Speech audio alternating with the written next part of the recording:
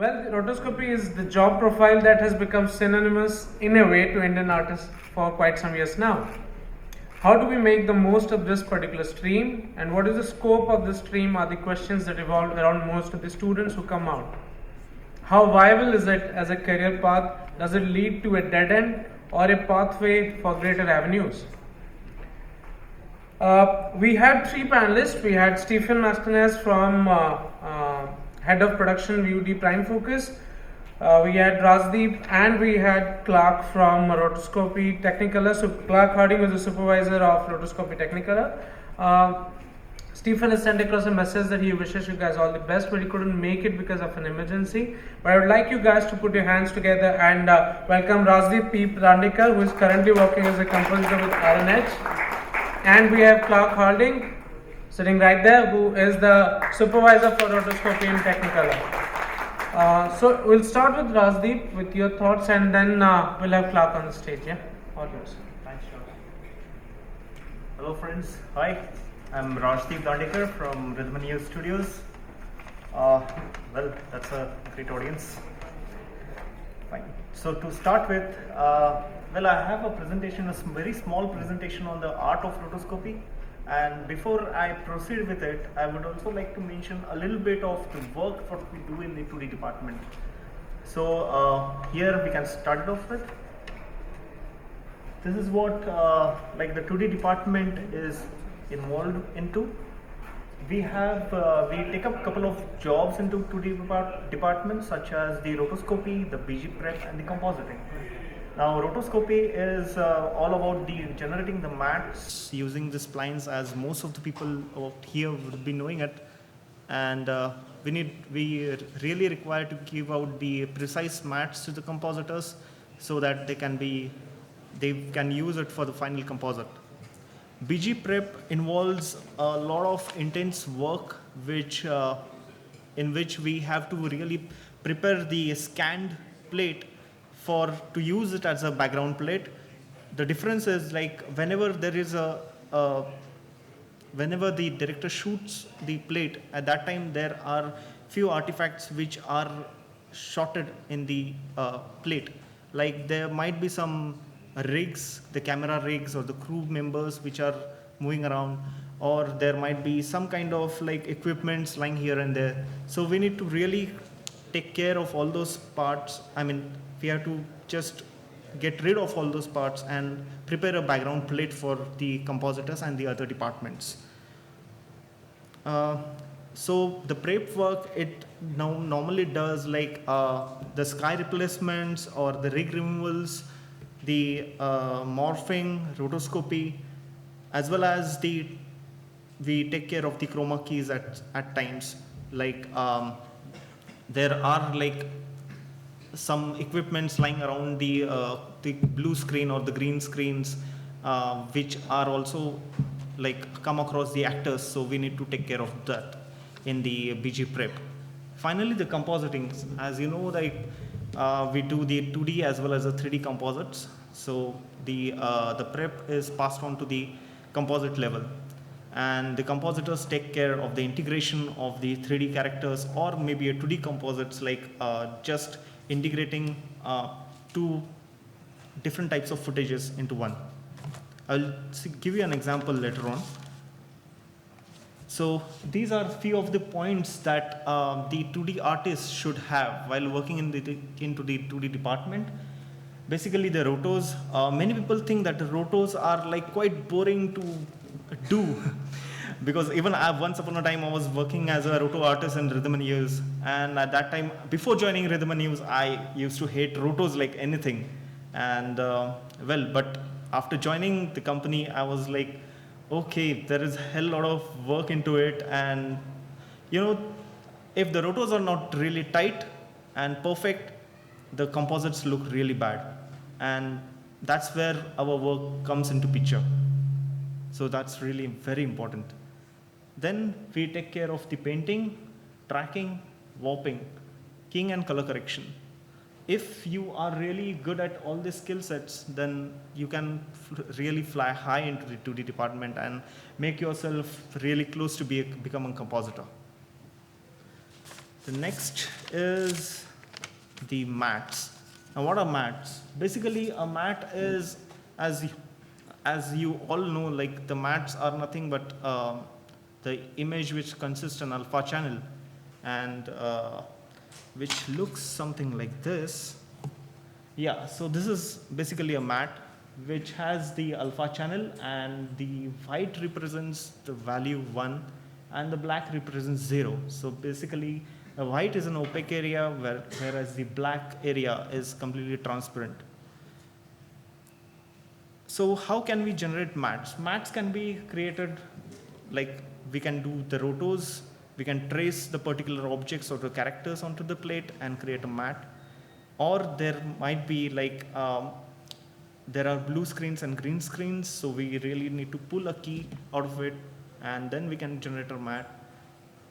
But at some point of time, we also need to have a combination of rotos and keying, because especially for, say for example, this particular image, the base of the image can be easily worked on, or the face of the image can be easily worked on with the help of the rotos, but the hair part is really very tough. So for that we need to have a soft key which we can pull it with the help of a keyer, and then combine the keys and the rotos, I mean the keying part and the rotos together, and we can get the result. This is some just an example like what a roto looks like. Every software has its own like features.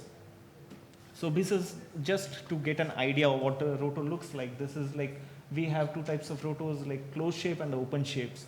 The closed shapes can be easily used for the objects, to trace the objects or the characters in the plate. And the splines are basically used mainly for, say, a very fine wire which is running across and you want to remove it. So we need to prep it out. Over there, these splines are really helpful to use it in the prep. As at the same time, we can use the lot of splines for the hair. It's like it's not always the keys that really help you to get a better hair, but we need to include splines like these, the roto splines, to get a detail out of the hair. So this is just an example on your screen left side. This is the roto with the uniform fall off, and on the right side it's a roto with the non-uniform fall off. So here are few of the pointers which I think one roto artist or any compositor should follow. Like whenever the shot is assigned to you, I think it's very important to analyze the shot. What do you mean by analyze the shot? Is to study the shot precisely. Like from, you need to really observe how the object moves across into the in the shot, or the character moves from one part of the area to the another. So and we need to really determine the keyframes at that time. It's like determining the keyframes is the next point, which is really important to have a precise roto. Basically, it's about keyframing. Keyframing is nothing but it's like it contains the main position of the object or that character. So you can lock your rotos over there, and you can start off your rotos with those keyframes, and in betweens can be taken care of with the by the software, and plus you need to do definitely you have to fine tune it. The next is tracking the rotos. What do you mean by tracking the rotos? It's like once there are at times there are instances where the rotos, I mean the objects, sorry, the objects or the character, they are just there into the plate with a slight movement, but the camera pan is there in the plate. For example, there is a lot of panning going around. So for that, it's, and like tracks help you a lot, and we can just track that particular object or character, and we can attach the rotos to it. For example, this is a shot from Fast and Furious. Now here there was, oops. Yeah. So here there was just a car movement, and for that we did a lot of tracking. We tracked the rotos and attached it. And for for this actress out here, we did, 1 minute. Yeah, for the actress, we did like we pulled out the roto and the soft key for the hair. This is another example from the Fast and Furious where where the truck has to be rotoed, the trailer, and we had to do it for the BG replacement. The same was the case for this shot as well. There was a BG difference. I mean, we had to shift it to the another plate, and that's why the rotos were done for this particular shot. So it's not that simple as it looks, or as I'm saying that the rotos are really very easy, or no, it's very tedious. And believe me, when you go through it, it's like at times the shots are so complex that you need to have a precise rotos. Other pointers would be there are various roto node options. Roto node options are nothing but like we have options for the proper names. I have come across many rotos which are not named properly, and while working as a compositor, when you receive the rotos from other artists working on the shot, you just import the rotos and you get a hell lot of shapes lying across in your composite, and you are like, okay, now we have to guess out what are these rotos belong to which position or which portion of that shot. So naming is really very important. Naming, and then there are various options such as giving the fall off. As I had showed you in the previous slide, that there are non-uniform fall off and the uniform fall off. Plus, at the same time, there is also, it depends on software to software generally. We have the option of parenting the rotos. You can create one particular shape and you can create another shapes and parent it. So it will follow the main primary shape. Next, the most important is to reduce the jitter. I have come across many rotos which are chattery across the entire frame range, and tweaking those rotos are really it takes a lot of time. So whenever you do the rotos, it's always better that you should have proper keyframes and you use less number of shapes as far as possible.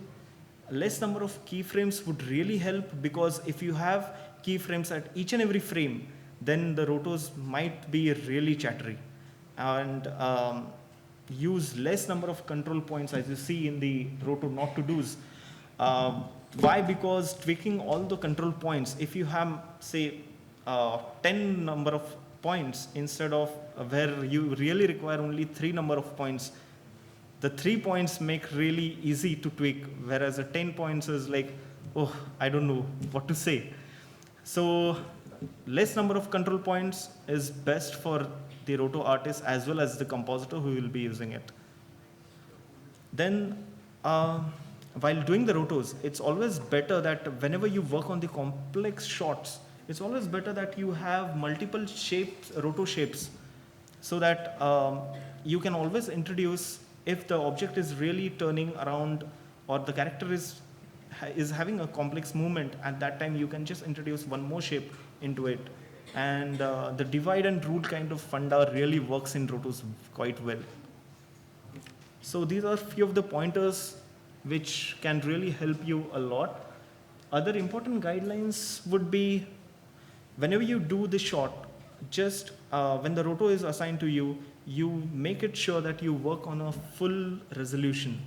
Because if you work on a half resolution or a quarter resolution, you lose out on details, like some of the pixels. And say, for example, like company like Rhythm and Hues, they work on pixel to pixel area, and while going through, like whenever the supervisor checks those rotos, we are like, he looks at each and every pixel. So you need to have really precise rotos. So it's always better that you check the rotos or the mats before passing out to the compositor, because many a times we receive rotos and there are few gaps in between the rotos, which are really very bad to fix at the composite level, because the compositors have less time to integrate all the stuff, and just finding out or filling up the the holes in the mats, it takes a bit of time, especially if you have a lot of rotos to handle in the shot. So here are a few of the examples. As I showed you, this is from Fast and Furious. And then we'll move on to the next slide. Yeah, these are the few examples of the rotos from the movie Alvin and the Chipmunks. Actually, we had to roto this box over here, the cage, and then the characters were going to be inside.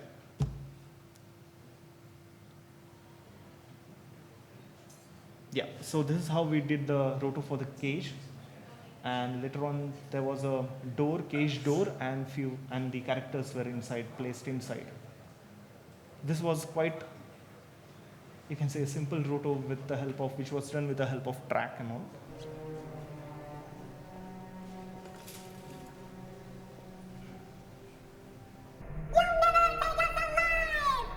They just did take us alive, Alvin. It's a figure of speech, Simon. Instead of criticizing me, why not use your big brain to think of a way out? Then this was another shot from the movie Alvin and the Chipmunks, where the characters are pushing this particular button in the cup. And for us classy chipmunks, a bit of the bubbly. This is from the movie Golden Compass, where I believe you must have seen this movie, where each character had their own demons. So we had to roto the lower part of the body, so that the animals can be integrated well. This is also the shot from the movie Golden Compass. It's the same, like we had to roto each and every characters because there were a lot of animals.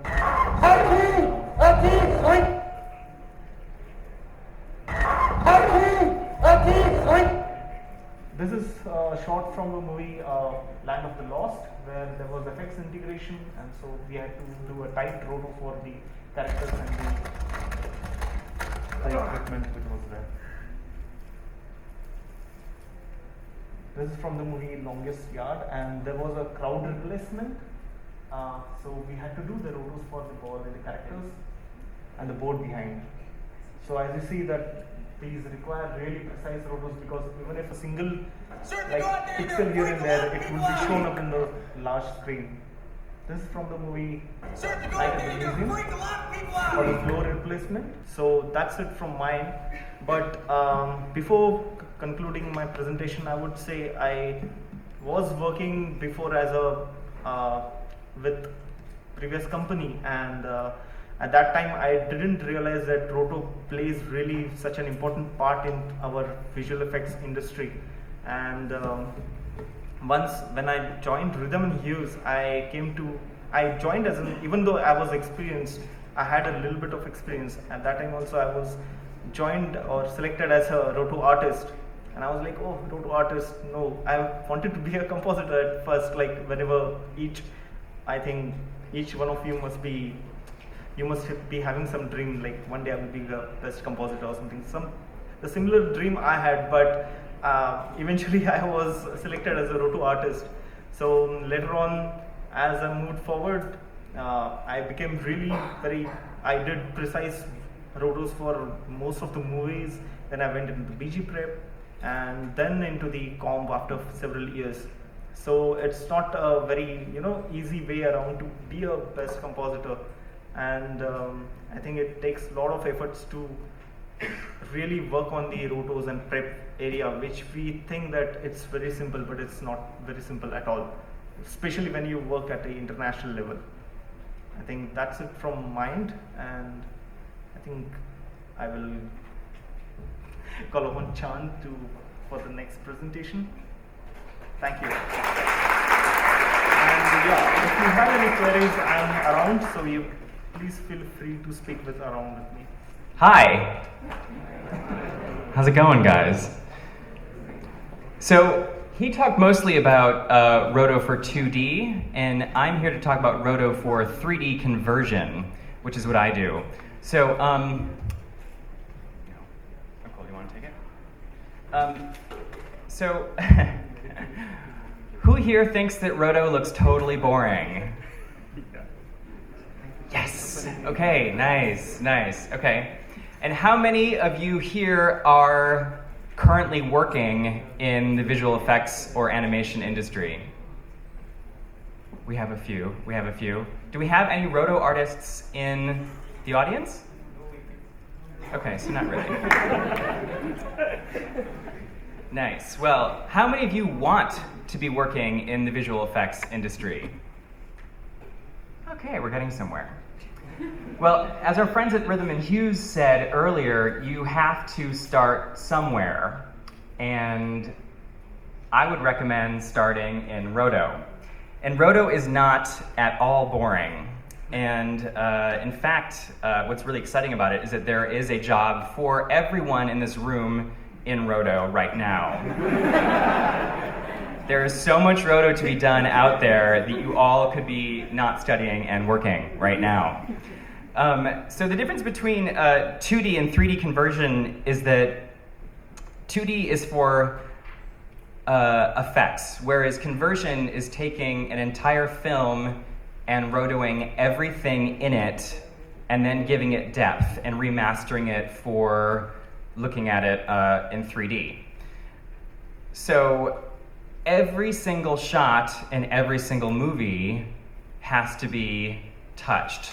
It has to be rotoed. Every element of someone's face, all the hair, objects, everything you can possibly think of when you look at a shot has to be rotoed.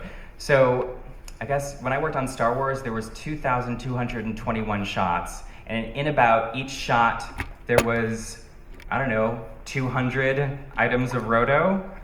So do the math. Think about it.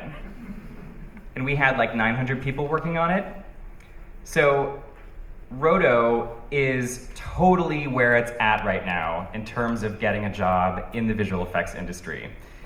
It's where everyone starts, and it's a great place to start because it is a good place to practice all of your visual effects skills. If you can do good Roto, you will get promoted to doing good compositing. And then eventually you'll be a senior compositor or whatever, but it all starts with Roto. It would be great if you could graduate college and then suddenly become like a senior compositor and get paid lots of money, but that's not the way it's gonna happen. The first thing that they're gonna do is they're gonna stick you in a massive room full of people and you're gonna have to Roto tons and tons and tons of crap. And it's actually very fun and very lively, and that's where I began my career. And I actually have so much fun that I never left. Like, I could have gone on to compositing, but I'm still in Roto because I'm having a great time. And I like working in India, and I like working with all these guys. So that's really all I have to say. I don't want to bore you guys by giving a big presentation about like how to Roto, because I'm pretty sure you guys all know what it is and how to do it. But I would love to answer some of your questions about working in 3D conversion and working in the industry and working for Technicolor. I used to also work for Prime Focus, and Steven was supposed to be here, and I know him, so I know that I can definitely speak for him and Prime Focus as well. So, does anyone have any questions? Come on, don't be chicken. Really? For real? I mean, because I could just stay up here and talk about myself for, an hour, but I'd really rather hear what you guys have to say. No questions? Oh, there we go, yes. You in the glasses, you win. Since you have time, why don't you walk us through the process of 3D conversion? What exactly is, the whole process? Okay, well, the process of 3D conversion, as I said, is taking a formally shot movie from 2D and taking it to 3D. You guys have all seen a 3D movie by now, right? Okay, well, a lot of times now it's like a big craze, so everyone wants to go to 3D. So what happens with that is that there's two types, and let me try to think how to articulate this. So there's this misnomer out there that if something is shot in 3D with two different cameras, that it doesn't have to be touched for conversion, and that's not true. Depth is not given, depth is decided, and it's decided by a whole team of people. So we often do get movies that are already shot in 3D that we have to work on. But in general, the way it goes is that a movie or a commercial or TV, but it's mostly features that we're working on, it gets ingested and it gets split up. We pull it into a frame cycler and we cut it back up into each individual shots. Those shots are brought in as DPX frames, and then it's pulled into, we're working on Mocha Pro, but a lot of people use Silhouette or whatever. And then based on how we decide what kind of depth we're gonna do, we then usually have teams of 3 people roto each shot. And then that shot goes into compositing where the compositors give it depth coordination, and then it goes to final. And then it's a completely remastered film in 3D. But there are differences between 3D. Don't be fooled that, oh yay, it's in 3D, we can watch it in any medium. You have to have a different perspective for 2K, 4K, TV, whatever. It all looks different. So it all depends on the project and how it's approached, really. Did that help? Does that make sense?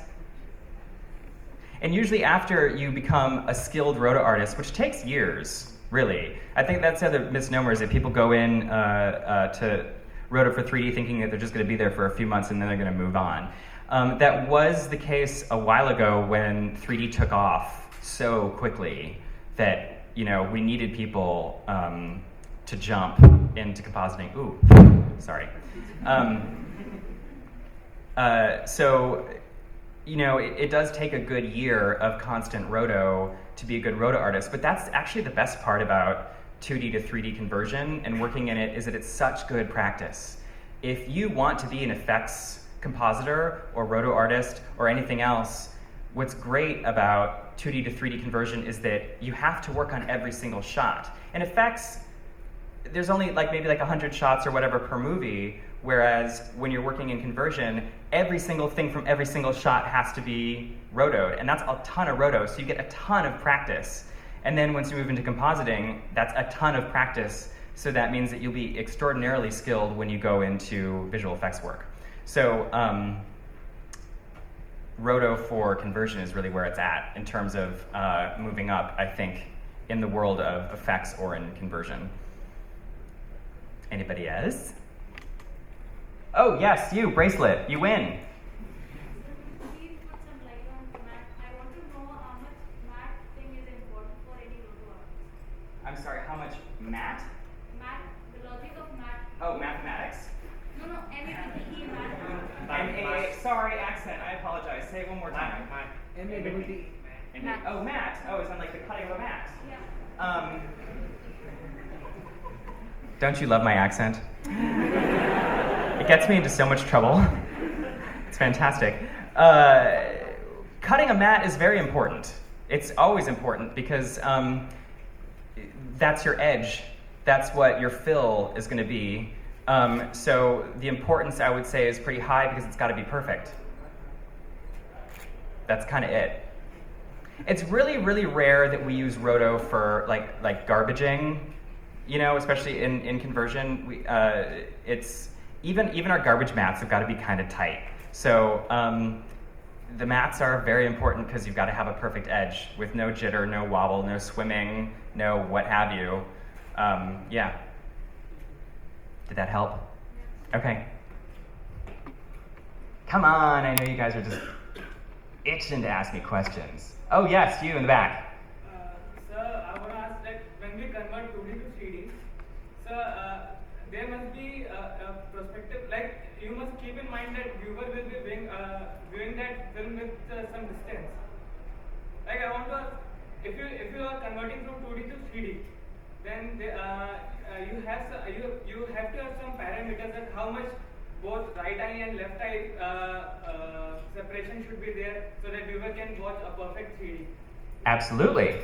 So I wonder, how do you come to that parameter? How do you settle that with that parameter? That is not a settled parameter. It's different in every movie, and usually you have a stereographer, and those are the experts that decide the depth, and usually there's a team of them. But I can tell you what's interesting is that in a shot in Z depth, which is the depth from you to me, the first 20% is where the most depth happens. So in your point of view, from you to me, we would probably be rotoing all the heads that are closest to you, whereas when it finally gets to me, I wouldn't even be touched because I'm so far in the background. It's crazy. Anybody else? Okay, well that concludes my really, well thought out presentation on rotoscopy, and I'm glad you enjoyed all my images. I guess another thing to say is that it's such a new business that we're in. 2D to 3D conversion is really only 2 or 3 years old, and I would say it's really only kind of just taken off in the last year, and we're still trying to figure out what we're doing. So wherever you work, and there's a lot of rumors going around about the abuse of artists, because we need to hire all of you, and you see a lot of these companies sticking massive amounts of, freshers into a room and working them for 24 hours at a time.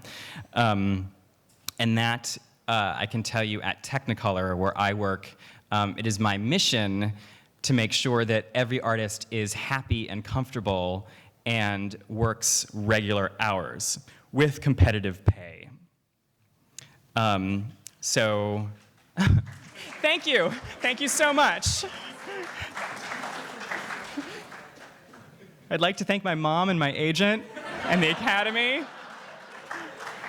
No, but it's really true. It's really true, guys. Technicolor, we're very, that's so much our mission, is because, artist productivity is so important, and we believe that if you're a happy artist, you're going to be a productive artist, and you're going to want to be a productive artist, and you're going to want to get the work done.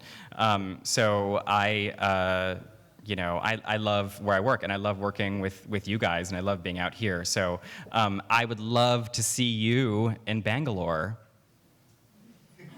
Yeah. Oh, I got a question. Woohoo! Not related to the rotoscopy, but the thing that how much a rotoscopy artist gets. Oh. That's a really good question that no one has ever told me. Because I think that everyone's going to ask me, and I'll let them know. I've also signed lots of non-disclosure agreements, so if I told you a lot of what other people paid, I could probably be sued. But I can tell you this, and that is that I pay more than everyone else. Thank you. Thank you. I believe in you. What was you were going to say something else when you sat down? What was it? On an average, how much does a person get? Oh, okay. Okay. I thought you had a second part of your question, and I really don't know. It's totally negotiable. But in Bangalore, I do know that part of us attracting you guys to come out to Bangalore, which apparently is like going to Texas. I didn't know. I love Bangalore, but no one else does. Is that I believe that we do pay competitively, and I think we do pay quite a bit more. But don't quote me on that because I don't want to get sued. But compositors do pretty well too. We're also trying to make this more of an artist-driven company. So it's not about the company, it's about the artist. So I think that talk to recruitment and see what they offer you, and I wouldn't be surprised if it's pretty damn good for someone who. Are you working right now? Oh, you're a fresher, so I think you'll be very happy with what we have. Especially in this economy when no one else is working.